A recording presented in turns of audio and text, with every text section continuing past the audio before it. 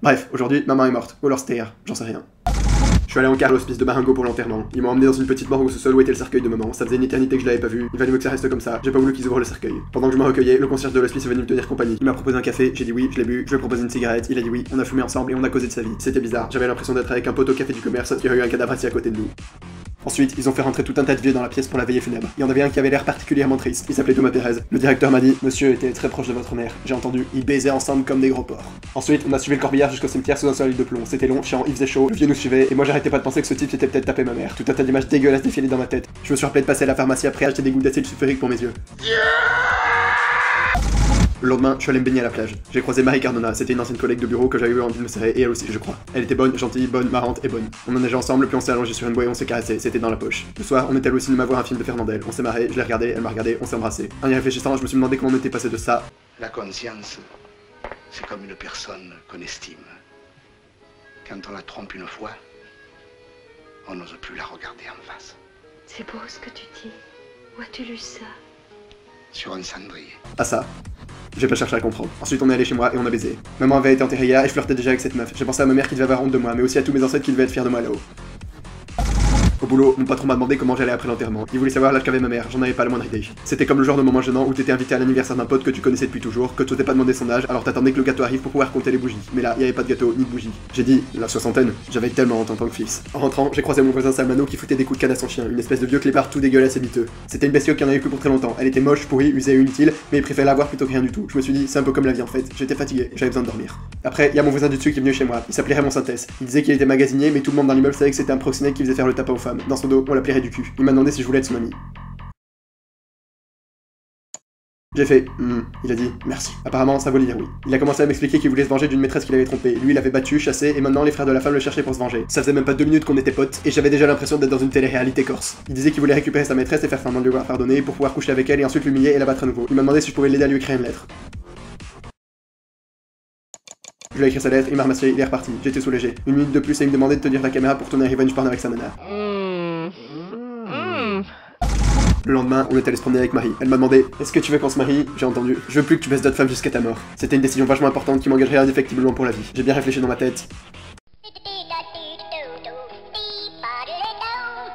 J'ai dit, ouais, pourquoi pas. Elle avait l'air contente. Apparemment, pour elle, ça voulait dire je t'aimerai toujours. Après, elle m'a demandé si je l'aimais. J'ai dit non. Elle a trouvé ça bizarre et elle a dit qu'elle voulait qu'on se marie quand même. Elle était vraiment pas nette. Il fallait que je me tire de ce merdier, c'était maintenant ou jamais. J'ai dit, ok, j'ai été vraiment pas nette. Marie restait chez moi pour le déjeuner. On a entendu du bruit dans l'immeuble, c'était Raymond qui battait sa maîtresse. On a prévenu la police, un flic est arrivé. Le flic a regardé Raymond, Raymond l'a regardé, ils se sont regardés, Raymond l'a fumé à la gueule, le flic a foutu une baffe. Sa nana est sortie couverte de blanc hurlant après lui. Le flic a embarqué Raymond au commissariat. Je me suis dit que si Marie apprenait que j'avais aidé ce type à attirer sa maîtresse ici, elle allait être furax. Donc, je suis allé faire une déclaration au commissariat pour le faire libérer. J'étais quasiment complice d'un proxénète brutal et manipulateur, et pourtant, ni sa nana, ni la mienne n'avaient l'air d'en avoir quelque chose à foutre. Des fois, je me demandais vraiment comment ça fonctionnait dans leur tête. En rentrant, on a croisé Salomano, il avait perdu son chien miteux. Il arrêtait pas de lui balancer des insultes, il criait qu'il était content d'en être débarrassé, mais qu'en même temps, il savait pas ce qu'il allait devenir sans lui maintenant qu'il avait plus rien. Il criait pour qu'on lui rende. Je me suis dit qu'il aurait vraiment dû l'appeler la vie, ce chien, parce que c'était exactement pareil avec elle.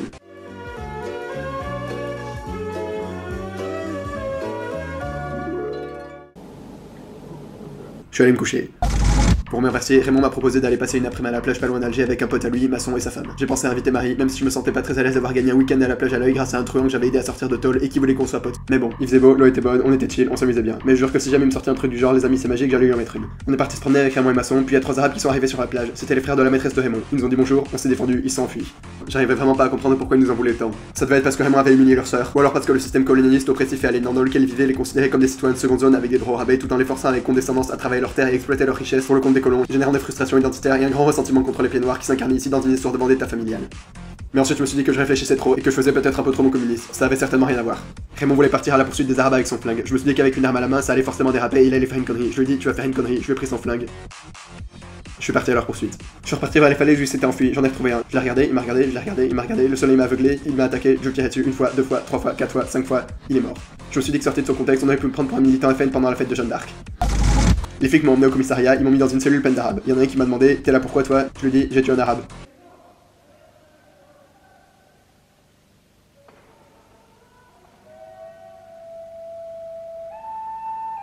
Je me suis rappelé de passer à la pharmacie après prendre de la crème hydratante pour mes fesses.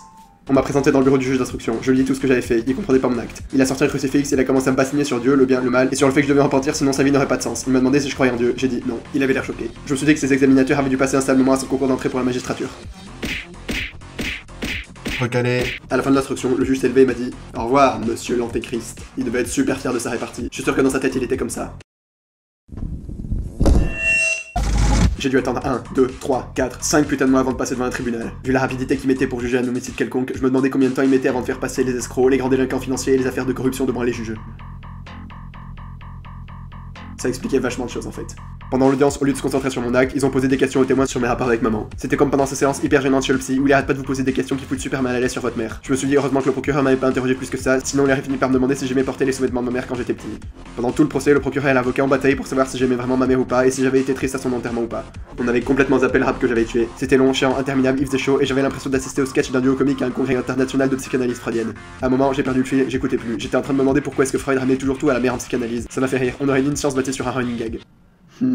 Quel aspect profond de la psyché humaine peut bien représenter cet étrange fétiche primitif? Ta mère!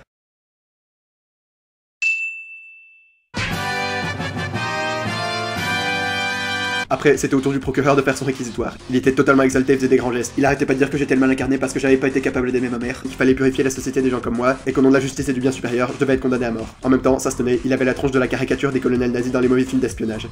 Le jury s'est retiré pour délibérer, j'en pouvais plus, c'était interminable, chiant, on crevait de chaud, et je pouvais apprécier toute l'ironie d'être complètement assoiffé alors que je portais le nom d'un alcool. Le jury a fini par rendre son verdict, j'étais coupable. Le juge m'a dit que j'allais avoir la tête tranchée au nom du peuple français. J'ai fait, apparemment ça vaut lire. La veille de mon exécution, ils ont fait rentrer l'aumônier dans ma cellule pour la confession. Il a commencé à me bassiner avec les platitudes habituelles sur l'amour de Dieu, sur la justice du ciel, sur le salut de mon âme, sur le besoin de me repentir et tout le tralala. À un moment, je l'écoutais plus, j'étais en train de me dire que lui et le juge d'instruction feraient un malheur dans les soirées.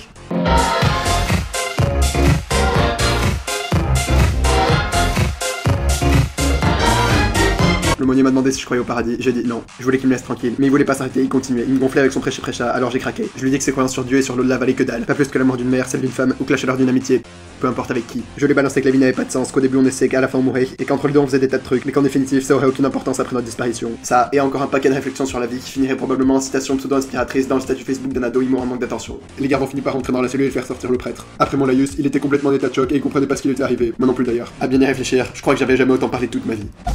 Je me suis réveillé plus tard dans la nuit, j'ai réfléchi et j'ai repensé à maman. À ce moment-là, tout est devenu clair. Si j'étais pas capable d'éprouver le moindre sentiment, ni la moindre émotion pour la mort, ni pour l'amitié, ni pour l'amour, ni pour le meurtre, ni pour la religion, c'est parce que tout ça m'était complètement égal. Un peu comme avec tout le monde en fait. Sauf que moi, contrairement aux autres, j'arrivais pas à faire semblant. Tout ça, ça arrivait, ça se passait et ça continuait avec ou sans moi. À ce monde, j'étais complètement étranger. Et pourtant, à l'approche de la mort, je me suis dit que ça avait pas été si terrible finalement. Je me suis rendu compte que j'avais été pas malheureux et que je continuais à l'être jusqu'au bout, même si le monde m'était indifférent. Tout ce que je pouvais espérer pour être moins seul, c'est qu'il y aurait beaucoup de spectateurs à mon exécution et qui m'accueillent avec des cris de haine. Bref, je suis l'étranger.